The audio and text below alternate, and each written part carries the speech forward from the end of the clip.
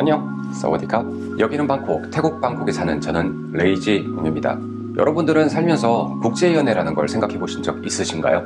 요즘 TV나 유튜브를 틀면 국제연애다, 국제커플이다 라면서 많이들 나오는데, 막상 또 내 주변에서는 못 본 것 같은데 저기 엄마 친구네 아들 친구네 친구가 국제 커플이라고 했던 것 같기도 하고 아닌 것 같기도 하고, 익숙한 듯 어색한 국제 커플의 장단점에 대해서 오늘 얘기해 보겠습니다. 물론 저희 커플을 기반으로 하는 얘기니까 다른 분들과는 다를 수 있다는 점 참고하시고요. 그럼 바로 시작하겠습니다. 첫 번째는 언어가 아닐까 싶습니다.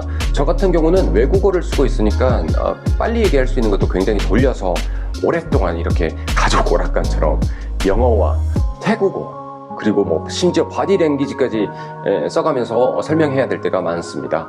예를 들어서 억울하다를 말하고 싶은데 영어나 태국어가 모르겠어. 그럼 전 이렇게 표현합니다. 나는 이런 일이 있었어. 그래서 화를 내고 싶었어. 하지만 태국어를 모르겠어. 그래서 나는 이랬어. 이 정도로 표현을 합니다. 국제 연애를 할 때 상대방의 언어를 잘 모르거나 이럴 때는 제 감정이나 제 의도 전달을 하는 게 빠르게 하는 게 쉽지가 않습니다. 근데 이게 저희 국제 커플에게는 좀 장점이 될 수도 있어요. 싸울 일이 있거나 이럴 때 말이 바로 입 밖으로 나가기보다는 생각을 한번 하고 영어나 태국어로 표현할 문장을 생각하다 보면은 이게 화가 조금 가라앉는 그런 장점이 있는 것 같습니다. 가족, 친구, 지인을 만나서 대화를 하더라도 말이 안 통하기 때문에 아무리 노력을 한들 대화의 폭 자체가 좁잖아요. 좁아서 가까워지는 것도 시간이 좀 걸리죠. 저 역시 이제 꽝이 친구, 지인, 가족들을 만날 때도 마찬가지이지만 이게 의외로 또 장점이 될 수도 있겠네요. 언어에 대한 장점이 있다면 그건 잘하든 못하든 저희는 3개 국어를 합니다. 꽝이는 한국어를 전혀 못할 때고 저는 태국어를 기본적인 안녕하세요 아니면 얼마예요 이 정도만 알 때 저희가 처음 만났기 때문에 저희가 못하지만 선택지가 없었어요. 대화를 위해서 선택했던 건 영어였습니다. 그러다가 또 연애 기간이 길어질수록 서로의 언어에 관심을 가지면서 공부하게 됐죠. 여튼 이번 생에는 없을 것 같은 3개 국어였었는데 이게 또 어설프게 되긴 돼요. 한국에 살 때는 영어 공부를 해야겠다 이러면서 다짐은 정말 어마무시하게 했죠. 하지만 현재 이제 영어나 태국어는 제 삶의 큰 부분이 되어버렸기 때문에 의사소통의 향상을 위해서 저희는 조금씩 언어 공부를 계속 꾸준히 하고 있습니다. 또 다른 장점이라면 이제 서로의 언어를 공부하는 건 굉장히 힘들지만 저는 한국어를 기가 막히게 하고 태국어는 또 꽝이가 있으니까 둘이 함께라면 적어도 이제 한국, 태국 이 두 나라에서는 언어적 자유가 생기는 것 같네요.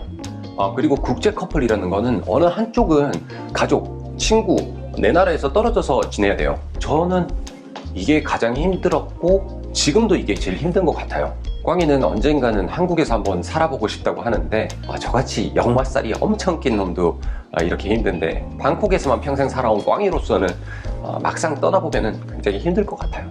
막상 또 제가 태국에 이제 정착을 해야 되겠다고 결심을 할 때쯤에는 별의별 생각이 다 들더라고요.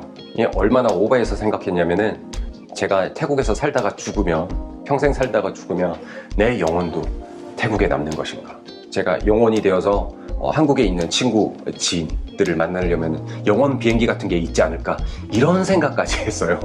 사실 다른 커플들도 문화 차이로 싸우는 걸 많이 봤었고 저희도 그런 걸로 스트레스를 엄청 많이 받았어요. 갑자기 조금 재밌는 추억이 떠오르긴 하는데, 예전에 저희 부모님이 태국에 여행 오셨을 때 저희 부모님과 꽝이 가족과 이렇게 같이 식사를 한 적이 있었어요. 식사 자리는 굉장히 불편했습니다. 꽝이와 저는 끊임없이 통역을 해야 되고 잠시 멈추면 어색을 부르죠. 여튼 식사를 마치고 저는 화장실을 가는 척 하면서 담배를 한 대 피러 갔어요. 담배를 한 대 피고 돌아오니까 꽝이 여동생이 저희 아버지 앞에서 담배를 이렇게 피고 있더라고요. 태국은 윗사람 앞에서 담배 피는 게 그렇게 이상한 게 아니거든요. 여튼 제가 이렇게 설명을 해드리고 부모님도 잘 이해해 주셨지만 저는 굉장히 당황했습니다. 이런 문화 차이가 있어요. 이렇게 다른 문화가 어떨 때는 서로에게 안 좋게 받아들여질 수도 있고 어떨 때는 굉장히 또 신선하게 받아들여질 수도 있는데, 그래도 로마에 가면 로마 법에 따르는 게 맞다고 생각을 저는 하고요. 조금 그래도 오픈마인드로 지내면 확실한 건 그래도 다른 문화 차이에서 오는 그런 재미있는 에피소드들은 생깁니다. 제 개인적인 의견으로는 상대방의 문화를 조금씩 이해를 하면서 연인에 대한 이해도도 높아지고 삶의 시야도 굉장히 넓어지는 것 같아요. 연애 초반에 꽝이가 저한테 이제 자기 일터에 와서 자기 쉬는 시간에 같이 시간을 보내자고 하더라고요. 저는 상대방의 일터에 가는 게 굉장히 불편해서 안 갔는데 꽝이 말로는 태국에서는 그런 거 별로 이상하게 생각 안 한다고 하더라고요. 이게 저만 그런 건가? 저는 이게 굉장히 싫고 불편해요. 지금도 그래요.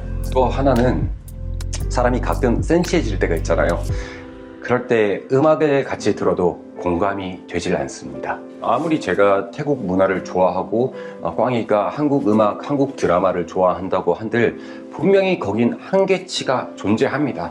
저도 이제 가끔 센치해질 때 아니면 뭐 술을 한잔 마실 때 90년대 한국 음악을 틀어서 이렇게 듣고 있으면 꽝이도 딱 앉아서 저를 배려해주면서 잘 들어줘요. 잘 들어주지만 조금만 지나면 저도 마찬가지로 태국에서 살고 있기 때문에 그런 상황이 저한테 자주 연출이 되는데 태국 친구들과 같이 술을 마시면서 그 친구들은 이제 태국의 옛날 음악을 들으면서 한껏 센치해질 때 저는 굉장히 또 힘들 때가 있습니다. 공감이 되지 않을 때가 많아요. 나름의 솔루션은 90년대 팝송을 들으면 그래도 좀 공감이 되긴 돼요.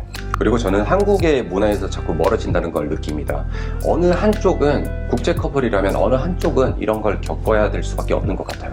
저 같은 경우는 태국에서 주로 한국 뉴스를 위주로 보기 때문에 예능이나 한국 어떤 영화, 드라마 아니면 뭐 어떤 배우가 인기가 있다 이런 거는 거의 모르게 되더라고요. 요즘 특히 줄임말 엄청 많잖아요. 줄임말은 정말 하나도 모르겠어요. 그리고 부모님께 처음에 외국인과 교제 사실을 말씀을 드리기가 쉽지 않았었는데 그래도 부모님이 불편해 하시지 않으셔서 다행이었고요. 꽝이도 외국인이랑 만나는 걸 부모님께 말씀드리는 게 쉽지 않았다고 하더라고요. 제가 외국인이라는 점도 있었지만 사실 예전에 어떤 한국인이 꽝이 아버지한테 사기를 친 걸로 알고 있어요.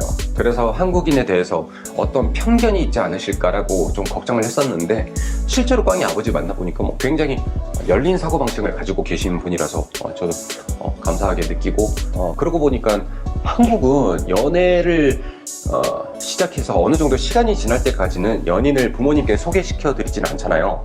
몰라요. 뭐 저만 그런 건지는 몰라도 태국은 연애 초기에 부모님께 자기 연인을 소개시켜 드리는 경우가 많다고 합니다. 초반에 자꾸 꽝이가 부모님을 만나자고 해서 엄청 불편했어요. 아니 안 그래도 낯가림이 심한데 여친 부모님을 만난 지 얼마 안 됐는데 여튼 뭐 시간이 조금 지나고 만나긴 했지만 여튼 엄청 부담스러웠던 기억이 나요. 저희의 첫 해외여행도 꽝이, 저, 꽝이 어머니 이렇게 셋이서 국제 커플은 아무래도 한쪽이 다른 한쪽을 많이 케어를 해줘야 되는 것 같아요. 제가 이제 태국에 살고 있기 때문에 뭐 서류나 이런 복잡한 문제들은 꽝이가 다 껴안게 돼요. 또 뭐 컴플레인 해야 되는 경우가 생기는데 그럴 때는 또 제가 해결할 수 있는 그 한계치가 있죠. 최근에 제가 택배 주문을 했는데 이게 오는 날짜를 훨씬 지났는데도 오질 않더라고요. 그래서 이제 꽝이가 연락을 해서 컴플레인을 했는데 만약 이게 제가 컴플레인을 했다면 제대로 전달이 될까요? 제가 아까 말씀드렸던 것처럼 제 감정이나 의도가 제대로 전달되기가 힘들죠. 꽝이가 컴플레인 부분도 담당하고 있다 보니까 그런 부분에서 제가 많이 미안하긴 해요. 그런 건 제가 하고 싶은데 오늘 말하다 보니까 너무 단점만 얘기한 것 같은데 태국 사람들은 소고기를 안 먹는 경우가 많은데 꽝이 같은 경우는 또 안 먹다가 최근에 와서야 먹기 시작했는데 이 맛을 알아버렸죠. 이제는 한국에 가면은 한국의 맛있는 한우를 먹을 수가 있습니다. 장점이죠. 끝으로 이런저런 장단점을 얘기했지만 저희가 이제 오랫동안 국제 커플로 지내면서 느꼈던 점은 뭐 국제 커플이나 국내 커플이나 뭐 사람과 사람이 만나는 것이다 보니까 사실 별게 다른 게 없어요. 얼마만큼 이해하고 배려하느냐의 차이인 거지 사실 나라가 다름에서 오는 부분은 조금만 지나가면 사라지는 것이라고 생각합니다. 생각해보면 우리나라 안에서도 지역 간의 다름이 존재를 하고 가족 사이에서도 친구 사이에서도 다 다름이 존재를 하는데 내 것이 맞다라는 것보다는 그럴 수 있겠구나, 너는 그렇게 생각하는구나 라고 생각을 한다면은 그 다름은 좀 더 넓은 경험이 될 수도 있고 삶의 또 지식이 될 수도 있다고 생각을 합니다. 오늘은 여기까지 하겠습니다. 여러분의 좋아요, 댓글, 알림 설정은 저희에게 큰 힘이 됩니다. 그럼 다음 영상에서 만날게요. 안녕, 사와디캅, 바이바이.